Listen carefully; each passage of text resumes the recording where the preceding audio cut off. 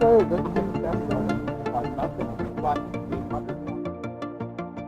On our website, we have this trailer. There's a little video on it as far as for safety purposes and training. But this is our main station here. We have a HF radio, dual band CD.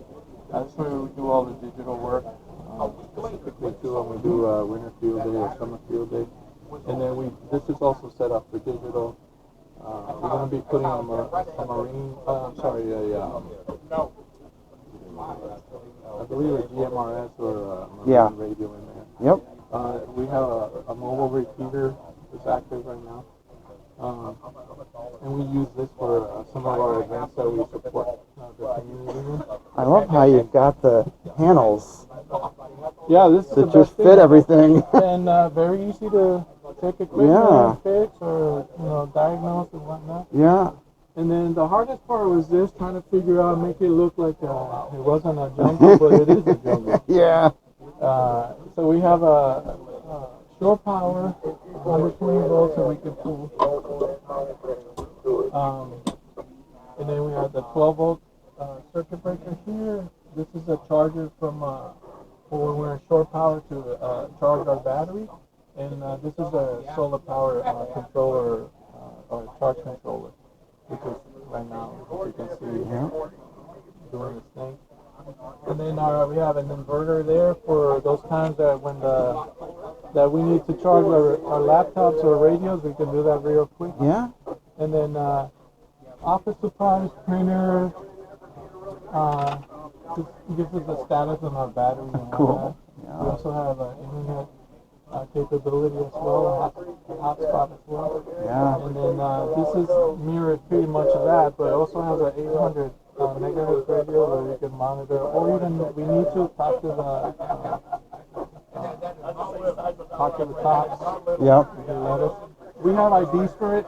We don't use them, only in case of emergency. And then well, you never know. That's you never know. And then again, another HF station. And then we have a AC. We took it out of here because of the HamCation. Yeah. What do you do for HF antenna? So we have a 40 meter, 20 meter, 40 and 20 meter dipole that we have we can hook it up to this trailer if we need to, but we have a mobile tower that's around 30 feet. Okay. Plus the mass, it puts us at around 40 or so. And then so good enough. The dipole to that. We also have some hamsters for real quick. Plug it on the top, which I'm going to do here shortly. And so we'll do stuff like that. You got 12 volt lighting. 12 volt LED for at night. Perfect. It goes around, and then the controller is there. Like I said, all our office supplies, blankets, extra materials, all in there. Yeah. You're ready to deploy. Yeah. And then, so some of our projects that are coming up is that we're going to be supporting Brevard County when they do set fire, when they go clean up stuff, yearly stuff like that. So we'll help them out with their console. They can connect to their. They're having an issue where they go, the little HTs don't make the repeater. So we're gonna be in the middle and then. Yeah, our group does a lot of public support like that. And then this is where we have all our HTs. Of course, it is a shoe rack, but it works perfect. No, it's perfect. For that. Same here. And then this is our battery ampere time. So turning out to be a really good battery. Yeah. 200 amp hours. They were here last year. Okay. And they were also in Melbourne. And they were selling the batteries too. Strongly recommend them. That's very good outfit, and they follow up too. How long will that last you before charging? So we've tested it out. We're running all stations through summer field, and then it lasts us. Actually, we don't know because we went through the entire event 24/7. So it's never failed you. Hasn't failed us yet. Awesome. But we also have a dual fuel generator that we've done some numbers, throw some numbers around. We could be 28 days without any resupply of propane. So if you manage how you charge, Yep. and then it takes about 2 hours, 3 to charge this puppy up. That's not bad, really. With so we, based on that, you crank the generator, charge it, and then back to 12 volts, and then just cycle like Yeah. that. And then so we could be like with 2 propane tanks, we can make 28 days easily. All you gotta Nice. do is Yeah. bring your own food and water. Yeah, you're all set. So, Well, thanks for the tour. Appreciate it. Good luck. On all corners of the van, the trailer outside is where our mask. We have 4 masks, actually 3. 4. We have a separate one. Take a look at those. Up and down, up and down.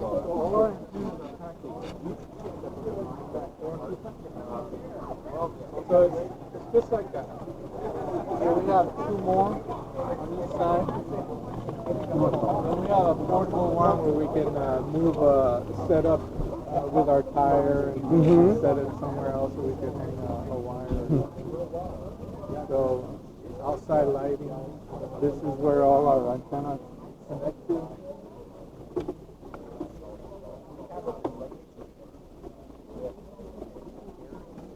Homemade. Yeah. Everything's homemade. So, and it's so you got station 1. These are all the radios. We'll have a scanner in there as well. Station 2 and 3. This is for our Arden node, and this is where we connect to our shore power. Sure, yeah. It's a very efficient use of the space. Oh yeah, we try to use everything we can. Every square inch is Our used. solar panel, we have it here because it's easier to maintain for one. And you don't have to get on top, and you don't have to put any stress on the roof when this thing is going. So How many watts will that generate? This guy is 65. 65? Yeah, you don't need that much for that thing. Okay. And it puts out, I think it was 10 amps or something like that. I think it's 10, close to 10. But it does the job, keeps our battery topped off, Yeah. and it's easy to just, aim it. Here's our aimer, so solar aiming tool. So just put it right there. Whoops, sorry. Yeah. Just put it right there. Yep. And then based on, see the little thing there? The little, as the light goes, see that? Look, lower down a little. So that's how we aim it. Yeah, hey, whatever works. Why go fancy? When a 10-cent piece of plastic will work. Yeah, so here we go, and we're pretty much there right there. Yeah? There you go. So as long as we get it near, you're good. Yep. But it does the job. It was 3D printed by one of our guys. Yeah? I just can't figure out how to tie something so it just stays there. Yeah, maybe a little Velcro or something. It's too bad, the lip isn't a little wider around the... Yeah, I might add a little thing where you could just, it comes off the side there. Yeah. But, Or even tie a string to it and yeah, I think glue the strings so you don't have to bend over quite so much. Thanks for the tour, Vic. I really appreciate it.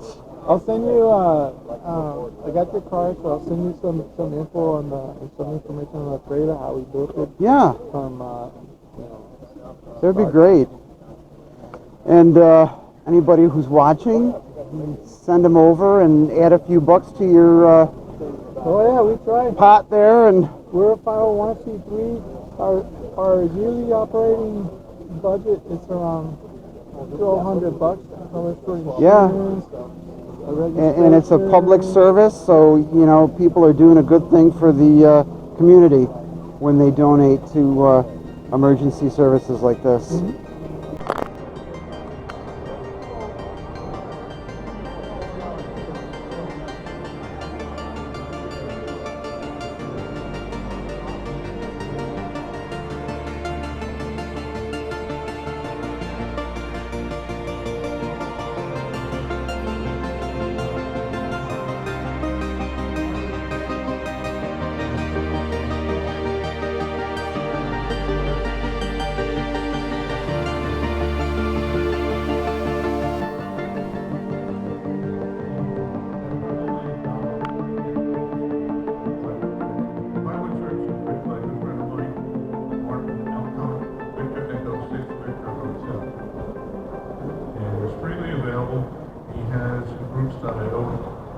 for Iowa Tricks. It is up on its GitHub, so it is open source. Anybody can run it.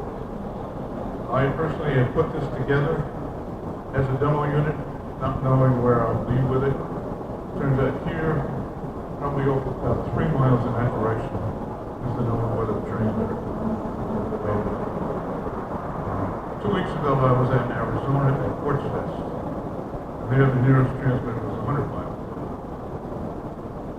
Okay. So to do that, I bought an antenna from Arrow Antennas. They make a special weather band antenna for our little baby, and there was no problem with picking it up. So anyhow, that's the end of my little show and tell here. I've got some descriptive things here. So talk about it if you want to talk further about pilot tricks, or even getting on the local mesh here. Good afternoon. Welcome. I had to make sure I was in the right form. So regarding the ARES form, I guess there was a discrepancy with the map versus the printed material.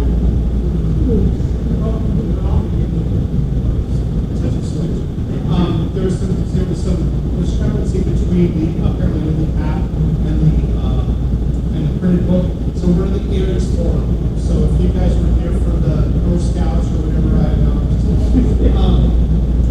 welcome. My name is Scott Roberts, KK40 Star.